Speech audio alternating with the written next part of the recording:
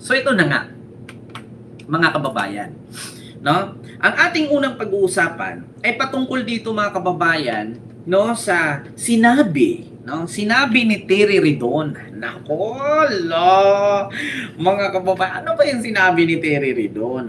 Nako, mga kababayan, eto na nga. Sinabi ni Terry Ridon, mga kababayan, na mahigit 200 na daw. Salamat Ma'am Net Vlog and kay Zini Manganaan. Ma'am, mga kababayan, sir, magandang gabi sa inyong lahat. Ang ating unang pag-uusapan ngayon ay patungkol dito sa pahayag ni Congressman Terry Ridon ng Akusaro Bicol Party List, Terry Ridon. Mga kababayan, na kung saan ay mahigit 200 na daw na mga kongresista ang ready to sign yes to impeach Sara. Nako, mga kababayan, 200? Patay ka niya. Naku, Diyos ko. Unsaon man ako. 200 naman na ikabuok na. 200 naman daw kabuok, mga kababayan. Hala ka, Ginoo ko. 200. Mga kababayan.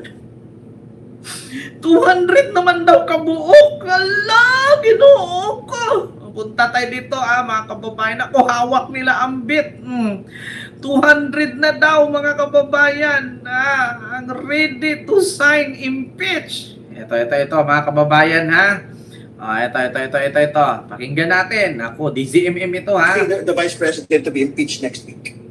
So yung 106 is all but certain.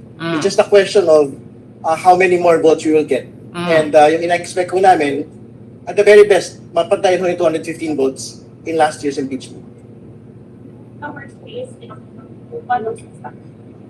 It's not the worst case because the Vice President will be impeached. It is certain. By next week, we will get the votes to impeach the Vice President. Expecting the Vice President to be impeached next week. Next week. So yung 106 is all but certain. It's just a question of how many more votes we will get. And yung in-expect ko namin, at the very best, mapantayin ho yung 215 votes in last year's impeachment. Hello! It's not the worst case because the Vice President will be impeached. Hello, It is certain. kababayan. Mapapantayan daw ang 215 votes last year. Mga DDS. Sasabihin na naman nila ito, maleta pa more. Puro kay maleta, mga animal kayo. Anhin naman nila yung maleta kung wala namang nakikitang lamang pera. Diba? Hindi katulad kay Madriaga. Pag sinabing naghatid ng pera, may pera talaga nakasakay sa car. Diba? Naku, mga kababayan, ito pa. Bukod dyan na direct si Ridon na nagsasalita. Ito, mga kababayan, tignan natin yung reactionist mismo sa balita. Ito. Mga kababayan, ako, Diyos ko, ito. Mga kababayan, na may sapat ng numero. Yan sa ilang kongresista na may sapat ng numero para ma-impeach si VP Sara. Yan ay kahit hindi pa gumugulong ang deliberasyon sa plenaryo. Dahil mula sa Batasang Pambansa, nangunguna sa balita si News 5 House Correspondent Marian Enriquez. Marian, ilang beses natin naririnig mula sa mga kongresista na may sapat na numero sila, pero online may mga nagsasabi rin na may mga umatras, may mga ayaw pumirma. Ano ba talaga ang nakikita mo dyan sa Kongreso? Sir Emmanuel Bungawilo po.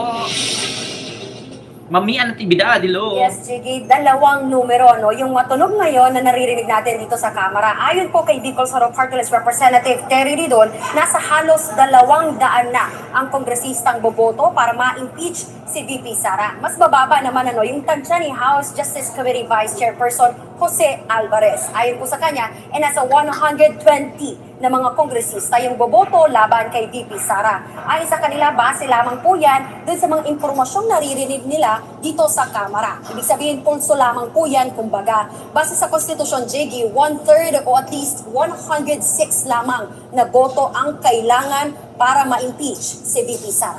Pakinggan po natin itong kanilang mga pahayag.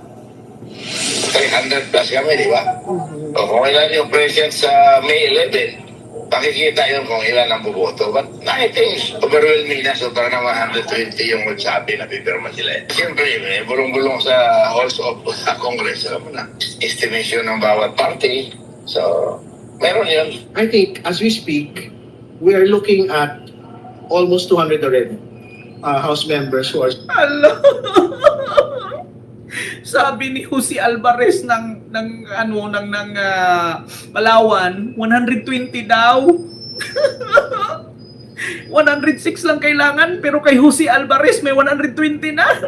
Sabi nga ni Terry Ridon, mali ang estimated niya, 200 talaga. Sara, no, Sara, wag ka na umuwi. Diyan ka na lang. Samahan mo na tatay mo. Mas maganda magpakulong dyan. Bakit? Libre gamutan. Dito sa Pilipinas, init ang kulungan. Walang aircon. Walang computer. Walang kama. Ala, Sara. Naku. Alam mo dyan sa dahig, maganda ikulong dyan. Bakit? Masasarap ang pagkain. Dito, kain ka kangkong, kain ka tahop, kain ka isda, matabang palasa.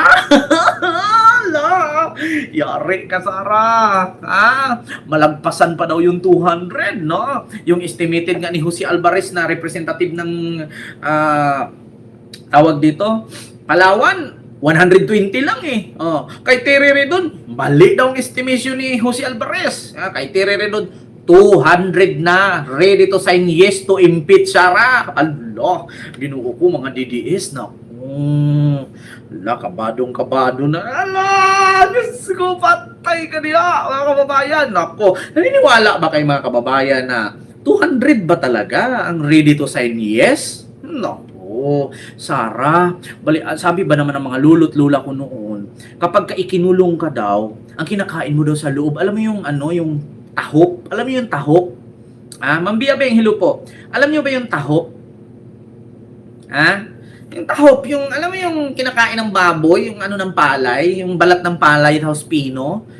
Tapos kangkong, tapos minsan isda daw tinula, tapos matabang palasa, tapos pag nagreklamo ka, maghugas ka daw plato doon sa loob ng kulungan. Ala, ginuo ko. Ma'am Bia Beng, Mama Jordan ng Japan, and kay Ma'am Ilma, Rama Militon, may glove shoutout po sa'yo.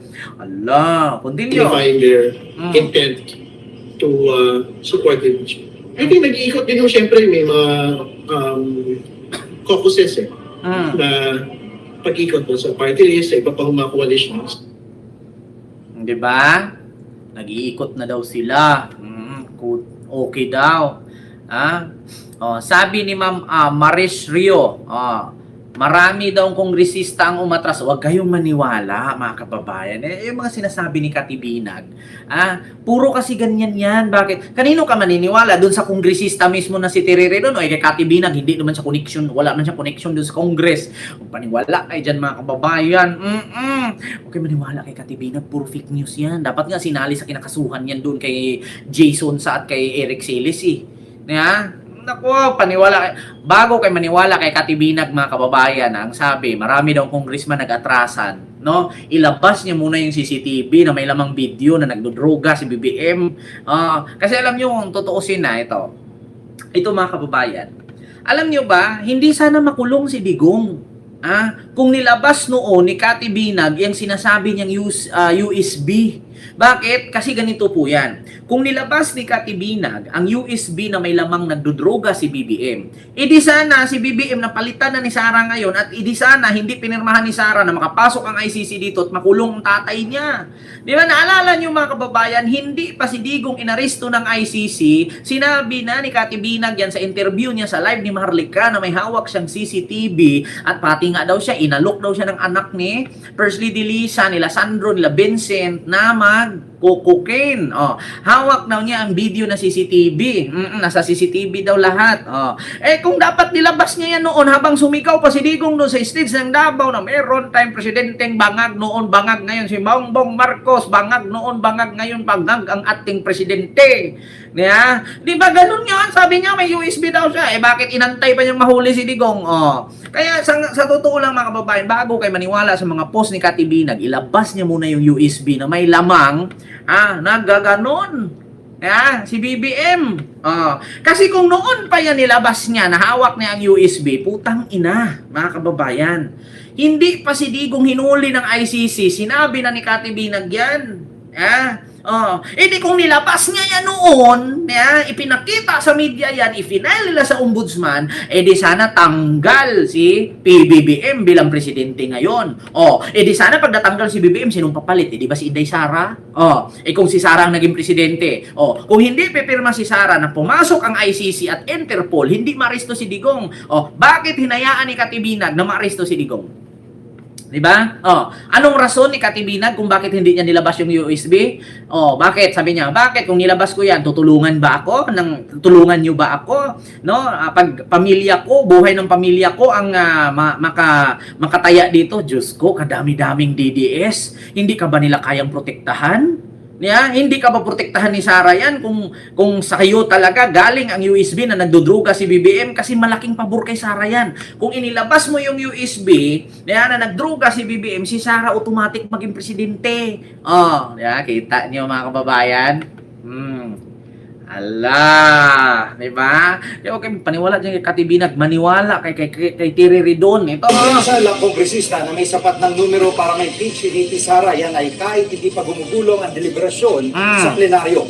Live mula sa Batasang Pambansa, nangunguna sa balita si News 5 House Correspondent Marian Enriquez. Marian, ilang beses nating naririnig mula sa mga kongresista na may sapat na numero sila, pero online may mga nagsasabi rin na may mga umatras, may mga ayaw pumirma. Ano ba talaga ang sa nakikita online dyan lang sa yon, Kongreso? diba?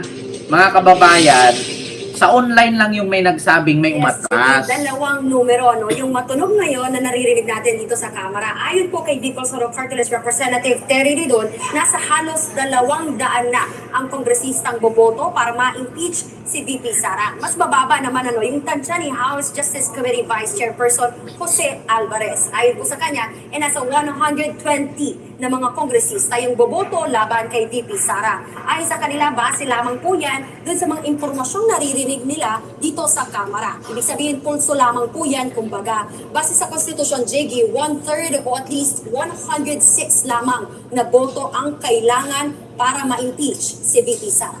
Pakinggan po natin itong kanilang mga pahayag. 300 plus kami, di ba?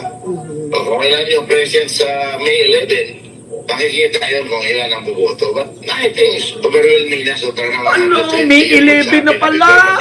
Siyempre, may bulong-bulong sa halls of sa Congress. Alam mo na, estimation ng Thank you, Diba? the Vice President to be Pilipinas, Duterte, Praning, May 11. Pagbubutuhan na. Sa Lunes na. 120 daw ang buboto, sabi ni Jose Alvarez. Ni Jose Alvarez. Mga kababayan. Sabi naman ni Terry Ridon, mali yung estimated mo. Bakit? Marami pang mga party list. 200 daw, malalampasan pa daw. Mga kapapayan, ako sabi ko talaga sa inyo, Day, huwag ka na umuwi, Day, dan ka na lang sa Netherlands, Day, oy. Wala ka rin namang kwenta, kahit nandito ka sa Pilipinas, wala ka namang natulong sa amin, di ba? Mga kababayan, patay ka diya, Day. 200 pa na bubuto sa'yo, Day. Ginoo ko, tabang naaman binay mo uli o kuan may uuwi ng Pilipinas yan, tapos pagdating niya sa bahay ihulog niya lahat ng mga gamit, tapos magwawala yan. Bakit ganda?